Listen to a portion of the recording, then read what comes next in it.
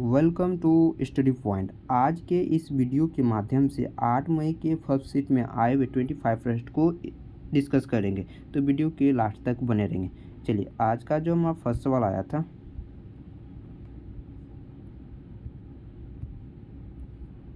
भारत में गरीबी का आकलन कौन करता है? तो भारत में गरीबी का आकलन नीति आयोग के द्वारा जारी किया जाता है।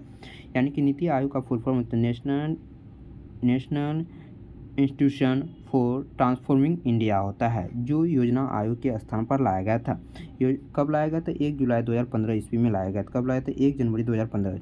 योजना आयोग की स्थापना हुआ था 15 मार्च 1950 ईस्वी में किया गया था। कब किया था? 15 मार्च 1950 ईस्वी में किया गया था। इस बात को भी आप लोग ध्यान में रखेंगे। नेक्स्ट सवाल की ओर बढ़ते हैं। नेक्स्ट सवाल हमारा आया था रोजर फेडरर का संबंध किस खेल से संबंधित है? तो रोजर फेडरर का संबंध यह टेनिस खिलाड़ी है, जो कि कहाँ से बिलोंग करते हैं? ये स्विट्जरलैंड से बिलोंग करते हैं। इस बात को भी ध्यान में रखेंगे। नेक्स्ट सवाल की ओर बढ़ते हैं। नेक्स्ट सवाल हमारा आया था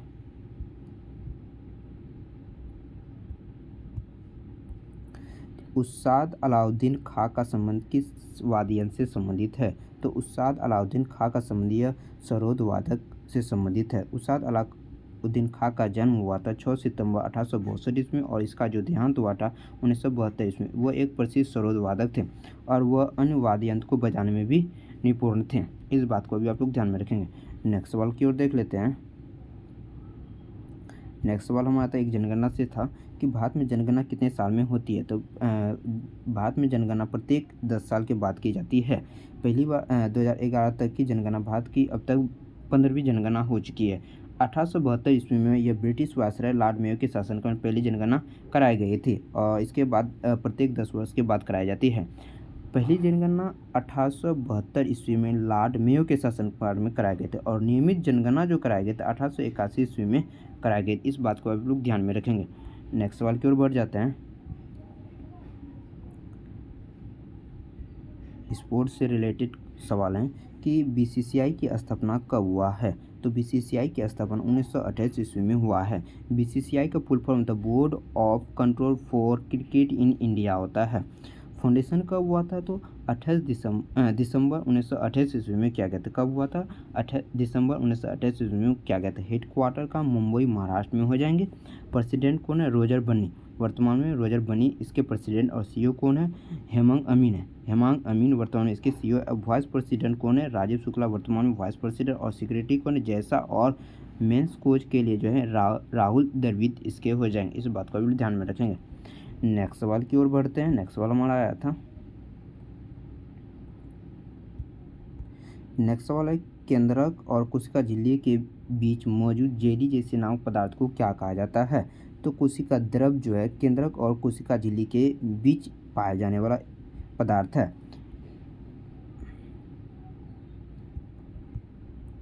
देखिए, कोशिका का केंद्रक एक जेली जैसे पदार्थ से घिरा होता है, जिसे कोशिका द्रव कहा जाता है।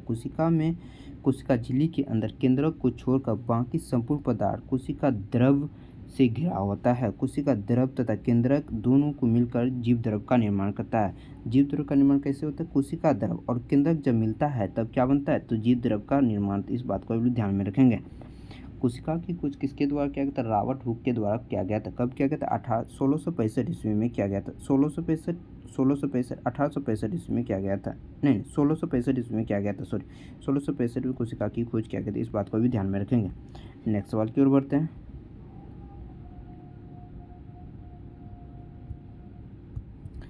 नेक्स्ट सवाल हमारे कि नवरेह नृत्य का संबंध किस राज्य से संबंधित है? तो जम्मू कश्मीर से संबंधित है नवरेह नृत्य। करेक्ट आंसर जम्मू कश्मीर हो जाता है। नवरेह शब्द संस्कृत शब्द है, नव वर्ष से बना है। कश्मीर में नवरेह नव चंद्र वर्ष के रूप में मनाया जाता है। यह चैत्र दिन नवरात्र तथा प्रथम दिन है। यह चैत्र मास में सकल पक्ष का भी रूप में भी मनाया जाता है। इस बात को भी ध्यान में रखेंगे। नेक्स्ट सवाल की ओर हम लोग बढ़ जाते हैं। नेक्स्ट सवाल हमारा है कि 1905 में बंगाल का विभाजन करने वाला वायसराय कौन था? तो लॉर्ड कर्जन के द्वारा 1905 ईस्वी में बंगाल विभाजन किया था। तो 16 अक्टूबर 1905 ईस्वी को 1905 में तत्कालीन वायसराय लॉर्ड कर्जन के द्वारा बंगाल का विभाजन कर दिया गया था। बंगाल विभाजन के समय राष्ट्र कांग्रेस के अध्यक्ष गोपाल कृष्ण गोखले थे। बंगाल विभाजन 1905 से 1906 ईस्वी में बंगाल विभाजन लेफ्टिनेंट सूर्य एंड्रूज फेडर थे। लेफ्टिनेंट गवर्नर बंगाल के कौन थे? तो सूर्य एंड्रूज फेडर थे। और बंगाल विभाजन कब रद्द कर दिया गया? तो 1911 ईस्वी में लॉर्ड वारेन हेस्टिंग के द्वारा इसको रद्द कर दिया गया था। इसके बंगाल विभाजन के तुरंत बाद 1906 ईस्वी में बंगभंग आंदोलन किया गया था। बंगभंग आंदोलन किया गया था। बंगाल विभाजन तब हुआ जब बंगाल विभाजन के तुरंत बाद स्वदेशी आंदोलन चलाया गया था। इस बात को भी आप लोग ध्यान में रखेंगे। नेक्स्ट सवाल की ओर बढ़ जाते हैं। नेक्स्ट सवाल हमारा आता है, ह्वेनसांग ने पल्लवों किस राजधानी का भ्रमण किया था? ह्वेनसांग ने पल्लवों के कांची राजधानी का भ्रमण किया था। करेक्ट आंसर कांची हो जाता। ह्वेनसांग ने नरसिंहवर्मन प्रथम के शासनकाल के दौरान 642 ईस्वी में एडी में कांची का भ्रमण किया था। किसका भ्रमण किया था? कांची का भ्रमण किया था। करेक्ट आंसर कांची हो जाता। नेक्स्ट सवाल की ओर बढ़ते हैं। नेक्स्ट सवाल हमारा आया था,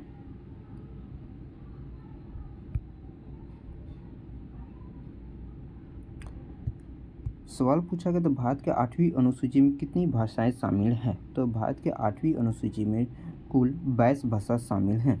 भारत संविधान की 8वीं अनुसूची में 22 भाषा को शामिल किया गया, जिसमें कि असमिया हो गया, बंगला हो गया, गुजराती हो गया, हिंदी हो गया, कन्नड़, कश्मीरी, कोंकणी, मलयालम, मणिपुरी, मराठी, नेपाली, उड़ीसा, पंजाबी, संस्कृत, सिंधी, तमिल, तेलुगु, उर्दू, बोडो, संथाली, मैथिली और डोगरी। इन भाषाओं में 14 भाषा को संविधान में प्रारंभ में शामिल कर लिया गया था।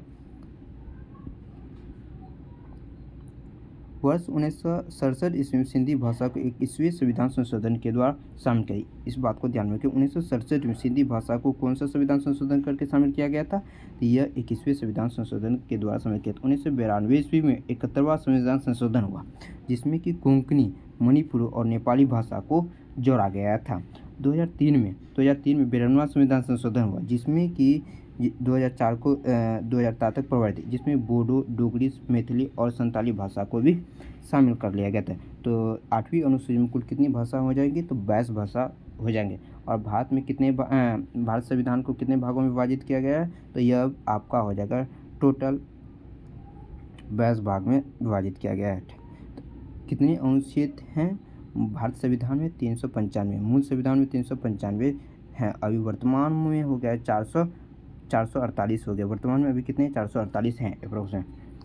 अनुसूची पूछे तो 12 अनुसूची हैं। 12 अनुसूची हैं, इस बात को भी ध्यान। कर्तव्य पूछे तो मूल कर्तव्य हो जाएंगे आपके 11। मूल कर्तव्य कितने हो जाएंगे? 11। अधिकार कितने हैं? तो पहले मूल संविधान में 7 से अभी घटाकर 6 कर दिए गए। अधिकार कितने हैं? तो 6 हो जाएंगे। इस बात को भी ध्यान में रखेंगे।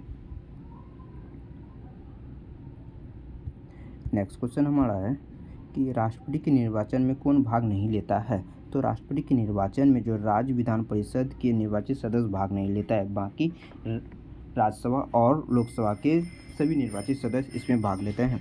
भारत के राष्ट्रपति का चुनाव अनुच्छेद 55 के अनुसार अनुपातिक प्रतिनिधित्व प्रणाली में एकल सकमत पद्धति के अनुसार होता है। राष्ट्रपति को भारत के राष्ट्रीय संसद दोनों संसद जैसे लोकसभा और राज्यसभा तथा साथ ही राज्य विधान पालिकाओं को विधानसभा के निर्वाचित सदस्य द्वारा 5 वर्ष के लिए भारत के राष्ट्रपति को निर्वाचित किया जाता है। तो भारत का राष्ट्रपति अप्रत्यक्ष रूप से निर्वाचित होता है। इस बात को भी ध्यान में रखेंगे।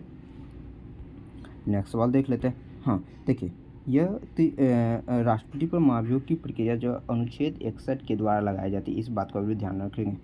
नेक्स्ट सवाल देख लेते हैं। नेक्स्ट सवाल हम आए कि अंडमान निकोबार द्वीप को कौन सा चैनल अलग करता है? तो 10 डिग्री चैनल जो है कि अंडमान और निकोबार द्वीप को अलग करता है। अंडमान और निकोबार द्वीप 10 डिग्री चैनल से अलग होता है, जो कि कितना सेंटीमीटर चौड़ा है, कितना किलोमीटर चौड़ा है? 150 किलोमीटर क्या है? चौड़ा है। इस बात को भी लोग ध्यान में रखेंगे। नेक्स्ट सवाल की ओर बढ़ते हैं। नेक्स्ट सवाल हमारा आया था, नृत्य से संबंधित सवाल थे कि नृत्य से संबंधित यह सवाल थे कि राउत नाचा नृत्य का संबंध किस राज्य से संबंधित है? तो राउत नाचा का संबंध ये छत्तीसगढ़ राज्य से संबंधित। करेक्ट आंसर छत्तीसगढ़ हो जाता। राउत नाचा यादव या युद्धवंशियों द्वारा किए जाने वाले एक नृत्य। यह जाति खुद को कृष्ण का वंशज मानते हैं ये इस नृत्य में। करेक्ट आंसर छत्तीसगढ़ हो जाता है। नेक्स्ट सवाल की ओर बढ़ जाते हैं। नेक्स्ट सवाल हमें कि 2011 की जनगणना के अनुसार दूसरा अल्पसंख्यक धर्म कौन सा है? तो दूसरा अल्पसंख्यक हो जाएंगे सिखू। पहला अल्पसंख्यक मुस्लिम है, दूसरा सिख है और तीसरा हमारे बौद्ध हो जाएंगे। करेक्ट आंसर आपका सिक्किम हो जाएगा। पहले स्थान पे मुस्लिम है, दूसरा सिख है और बौद्ध। अल्पसंख्यक क्या होता है? जो कि कम मात्रा में होते हैं, यानी कि हिंदू की तुलना में मुसलमान कम है, तो आपके इसी प्रकार से हो जाएंगे अल्पसंख्यक हो जाते हैं कि जहां उसकी जनसंख्या कम हो, वो अल्पसंख्यक कहलाते हैं। नेक्स्ट सवाल देख लेते हैं कि 1835 में किस भाषा को शिक्षा का अधिकार का माध्यम बनाया गया था? तो ये अंग्रेजी भाषा को जो है 1865 ईस्वी में अंग्रेजी को शिक्षा का माध्यम बनाया गया। करेक्ट आंसर अंग्रेजी हो जाता। नेक्स्ट सवाल देख लेते हैं। नेक्स्ट सवाल हमारा तत्वबोधिनी सभा की स्थापना किसके द्वारा की गई थी? तो तत्वबोधिनी सभा की स्थापना यह देवेंद्रनाथ ठाकुर के द्वारा की। करेक्ट आंसर देवेंद्रनाथ ठाकुर हो जाता था। तत्वबोधिनी सभा की प्रथम स्थापना देवेंद्रनाथ ठाकुर ने कलकत्ता में 6 अक्टूबर 1839 ईस्वी में की थी। इस सभा का उद्देश्य धार्मिक विषयों पर चिंतन तथा उपनिवेशों के सार का प्रसार करना था। प्रारंभ में इसका नाम त्वंत रंजनी था और यह ब्रह्म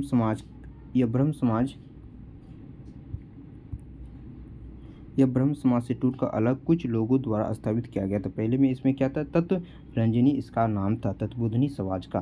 तो इसको ब्राह्मण समाज के द्वारा टूटकर इसका नाम फिर से क्या करते? तत्वबोधिनी कर दिया गया। करेक्ट आंसर आपका तत्वबोधिनी सभा की स्थापना किसके द्वारा की गई थी? ये देवेंद्रनाथ ठाकुर के द्वारा की गई थी। नेक्स्ट सवाल की ओर बढ़ जाते हैं। नेक्स्ट सवाल हमारा है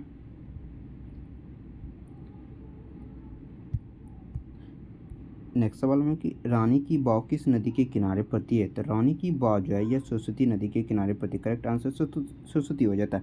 रानी की वाव का निर्माण सरस्वती नदी के तट के पास हुआ है। यह गुजरात राज्य के पाटन जिले में स्थित है। रानी की वाव भारत के गुर्जर राज्य के पाटन में स्थित प्रसिद्ध बावड़ी सीढ़ीदार कुआं है।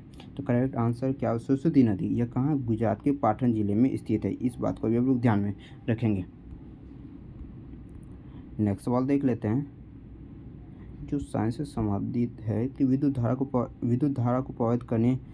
प्रभावित होने और रोकने के लिए किस परिपथ का प्रयोग किया जाता है? स्विच का प्रयोग किया जाता है। किसका प्रयोग किया जाता है? स्विच का जो पूछेगा तार का गलनांक क्या होता है? तो गलनांक इसकी बहुत ही क्या रहती है? रहती है, यानी कि गलने की प्रवृत्ति इसमें बहुत ज़्यादा होती है। नेक्स्ट सवाल देख लेते हैं। नेक्स्ट सवाल हमारा आया था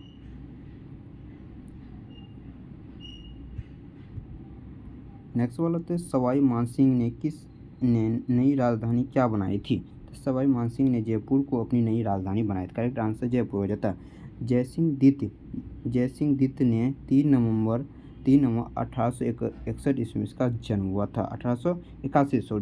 3 नवंबर 1881 में इसका जन्म हुआ था और 21 सितंबर 1743 ईस्वी में इसकी मृत्यु होगी।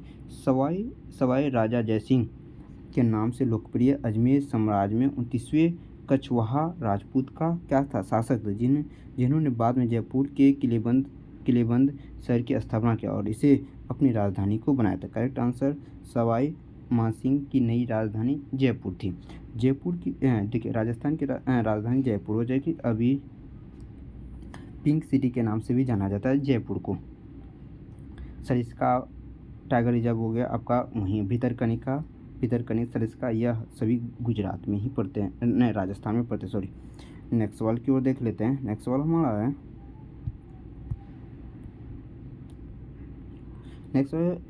कौन सा देश I2U2 ग्रुप से संबंधित है?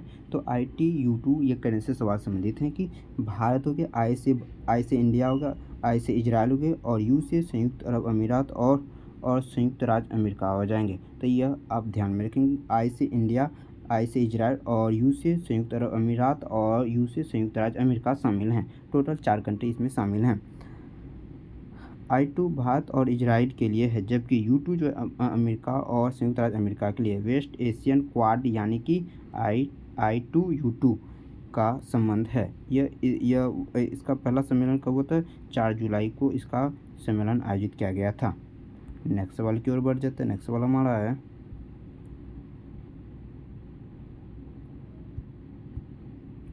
नेक्स्ट सवाल हमारा कि गेहूं की खेती के लिए कौन सी मिट्टी अच्छी होती है? तो गेहूं की खेती के लिए दोमट मिट्टी अच्छी होती है। करेक्ट आंसर दोमट मिट्टी हो जाता। दोमट मिट्टी से बनने वाले कुछ महत्वपूर्ण फैक्ट को देख लेते हैं। गेहूँ के लिए दोमट मिट्टी या बलुई मिट्टी या बलुई भारी चिकनी मिट्टी में उगाया जा सकता है। आमतौर पर दोमट मिट्टी गेहूँ की सभी प्रकार की किस्मों के लिए सबसे अच्छी मानी जाती है। तो करेक्ट आंसर क्या हो जाता है? गेहूँ के लिए कौन सी मिट्टी? दोमट मिट्टी हो जाती है। करेक्ट आंसर दोमट। भारत में सबसे ज़्यादा क्या कौन सी मिट्टी पाई जाती है? दोमट मिट्टी पाई जाती है। नेक्स्ट सवाल की ओर बढ़ते हैं। आर्टिकल से सवाल पूछा गया था कि आर्टिकल से सवाल था कि राष्ट्रपति शपथ कौन से आर्टिकल से ग्रहण करते हैं? तो राष्ट्रपति शपथ अनुच्छेद 60 के तहत अपना पदभार ग्रहण करते हैं। भारत के मुख्य न्यायाधीश भारत के राष्ट्रपति को क्या करते हैं? शपथ दिलाते हैं। और मुख्य न्यायाधीश की अनुपस्थिति में सर्वोच्च न्यायालय के वरिष्ठ न्यायाधीश शपथ दिलाते हैं। अनुच्छेद 60 में राष्ट्रपति के द्वारा शपथ दिलाई जाती है। नेक्स्ट सवाल क्या है? देखिए, अगर आपको हमारी वीडियो अच्छी लगी तो चैनल को शेयर और सब्सक्राइब करना ना भूलें। Thank you watching for this video.